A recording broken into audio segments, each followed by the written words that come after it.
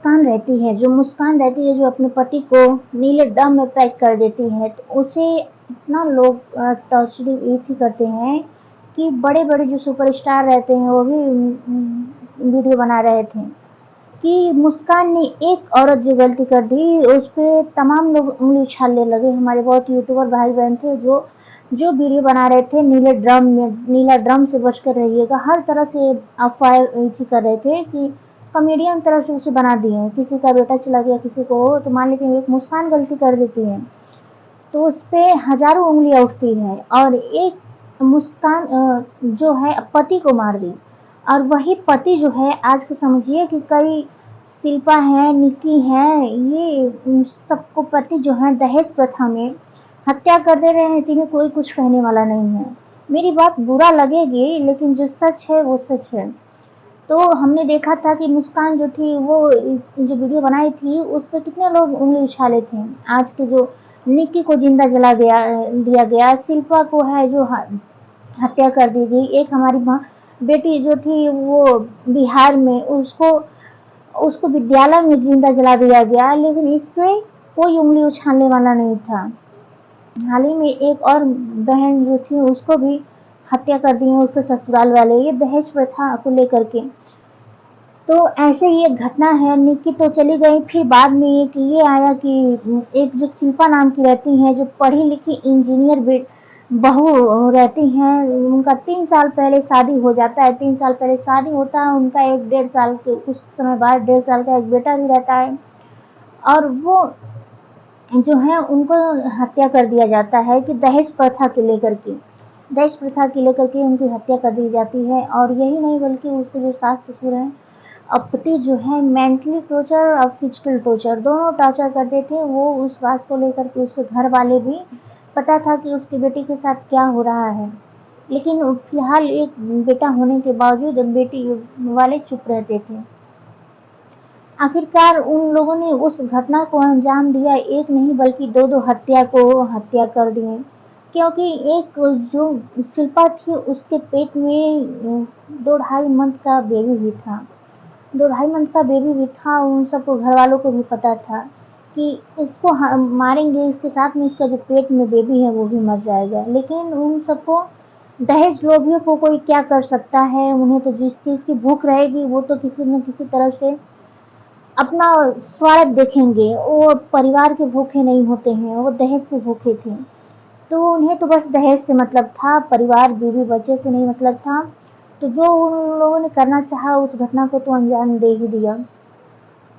तो उन लोगों ने एक नहीं बल्कि दो हत्या कर दी। निक्की शिल्पा जो रहती हैं तो शिल्पा इस तरह से नहीं करती, क्योंकि अब पढ़ी लिखी थी और साथ में वो जॉब इंजीनियर का जॉब भी करती थी, इंजीनियर की पढ़ाई की थी और साथ में जॉब भी करती थी, शादी से पहले ही जॉब करती थी।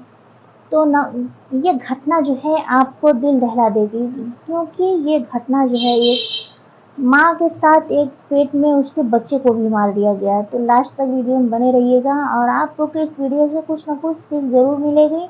तो प्लीज़ लाइक सब्सक्राइब कर लीजिएगा, एक लाइक सब्सक्राइब से मेरा हौसला बढ़ता है, वीडियो बनाने में बहुत मेहनत लगता है। तो प्लीज़ आप लोग को ये एक हौसला हो कि जो उस हौसले को निखार सकते हैं। तो मुझे तो पता है कितने लोग को शॉर्ट कपड़े वाले ही पसंद है, तो मैं शॉर्ट कपड़े पहन के नहीं बनाती हूँ, क्योंकि मुझे नहीं इस तरह से वीडियो बनानी है। तो इस तरह किसी को पसंद भी नहीं आएगा, क्योंकि आजकल अच्छा चीज़ नहीं देखना चाहते, बुरा की तरफ वही लोग कहते हैं कि बुराइयाँ कर रही है, लेकिन बुराइयाँ को वही सब दिखावा बढ़ा रहे हैं, तो बुराइयाँ देखना भी उन्हीं लोग की कर्तव्य है। तो आइए बिना देर किए हुए इस घटना को सुनाते हैं। नमस्कार, प्रणाम, मैं चांदनी यादव और ये सच्ची घटना जो है ये वहाँ एक बेंगलुरु की है, सदुई गुड़वल बलिया का एक एरिया रहता है, वहाँ की है। वहाँ की एक शिल्पा नाम की लड़की रहती है, उसकी शादी लगभग 3 साल पहले हो जाती है। 3 साल पहले हो जाती है। 3 साल पहले होने के बाद जब शिल्पा अपने ससुराल जाती है, ससुराल जो उसका पति रहता है उसका नाम रहता है प्रवीण, लड़के का नाम प्रवीण रहता है। दोनों की शादी हो जाती है। जो शिल्पा की फैमिली रहती है काफ़ी अच्छे घर से रहती है, उनकी हालात अच्छे घर से रहती है। जो जो प्रवीण के घर वाले जो दहेज प्रथा में डिमांड करते हैं, वो उन्हें वो देते हैं, क्योंकि एक जो शिल्पा रहती है इंजीनियरिंग की पढ़ाई करती है, और जो प्रवीण रहता है इसको उसके घर वाले बताते हैं कि वो एमबीए किया हुआ है। तो उसके ससुराल मायके वाले सोचे चलो लड़का पढ़ा लिखा है, मतलब कुछ जॉब करेगा, बच्चे का अच्छा खासा भविष्य बन जाएगा। हमारी बेटी भी पढ़ी है, दोनों साथ मिल करके, उसके पिता का कहना था कि दोनों साथ मिल करके काम करेंगे, अच्छा घर गृहस्थी उन लोग का चलेगा। लेकिन ये कुदरत को, ये उन सबको ये मंजूर नहीं था। जो दहेज में डिमांड मांगे कि 15 लाख रुपए मांगे थे दहेज में, कैश कैश दिए उसके पिता, और 150 से 200 ग्राम सोने भी दिए, और घरेलू सामान जितने जो होते हैं, फ्रिज कूलर, ये तो सब जितना था वो सब पूरा उसके पिता देते हैं। देने के बाद उसे उसका पेट भी नहीं भरा।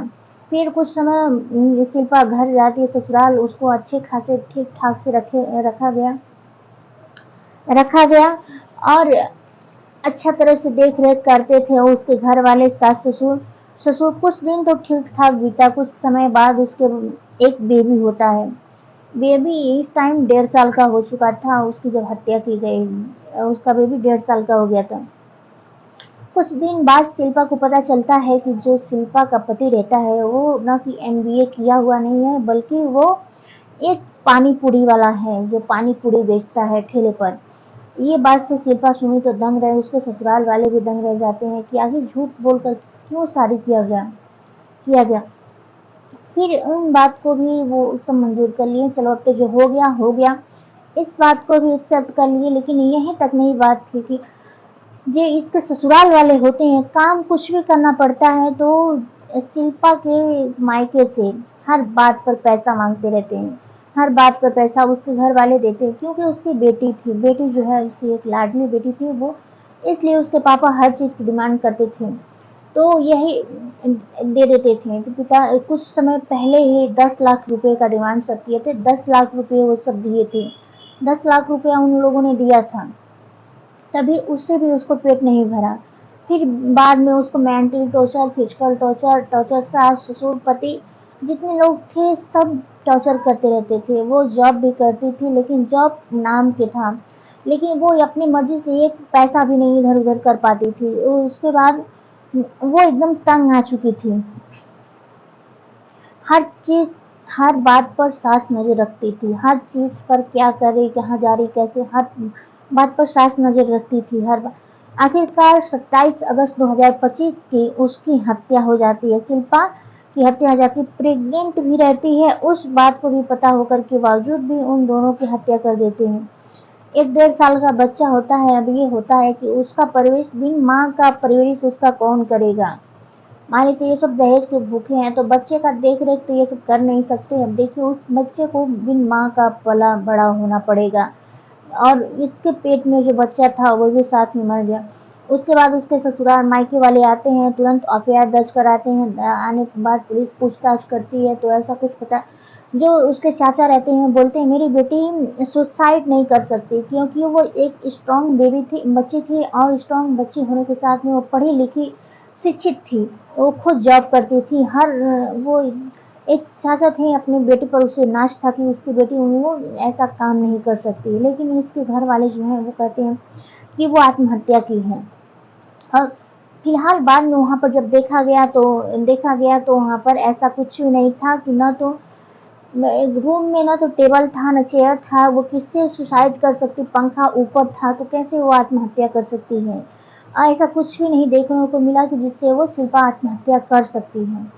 फिलहाल इन लोग ने उसकी हत्या करने के बाद भी सफाई के साथ में हर सबूत को मिटाने की कोशिश की। करने के बावजूद अब पुलिस तो जांच पड़ताल में लगी हुई है। देखिए अब क्या, उनके सास ससुर और हस्बैंड को हिरासत में तो ले लिया है। मायके वाले का दावा था कि उसकी बेटी कर नहीं सकती है। पुलिस इस मामले को जांच पड़ताल काफी तरह से कर रही है, और यही नहीं बल्कि उसे हर बात के लिए ताना बोली सब सुनना पड़ता था। आखिर क्या कमी था दहेज, लोग इतना दहेज देने के बावजूद भी क्या दिक्कत होने लगा था कि मतलब उसे क्या, वो पत्नी भी जॉब करती। जरूर बताइएगा कि आप लोग का क्या राय है, क्या करना चाहिए ऐसे सास ससुर वालों को, क्या उनको क्या सजा मिलनी चाहिए कि आए दिन पर जो हमारी बहन बेटियां जो हैं जिंदा जलाई जा रही हैं, कहीं किस तरह से मारी जा रही हैं दहेज प्रथा को लेकर के। क्या कहना चाहेंगे? मेरा मकसद इस वीडियो से किसी का ठेस पहुँचाना नहीं था, बस आप लोग को सचेत और जागरूक करने का था। तो वीडियो को लाइक सब्सक्राइब ज़रूर करिएगा, इससे मेरा एक हौसला बढ़ता है। तो प्लीज़ मिलते हैं नेक्स्ट वीडियो में, तब तक के लिए जय हिंद।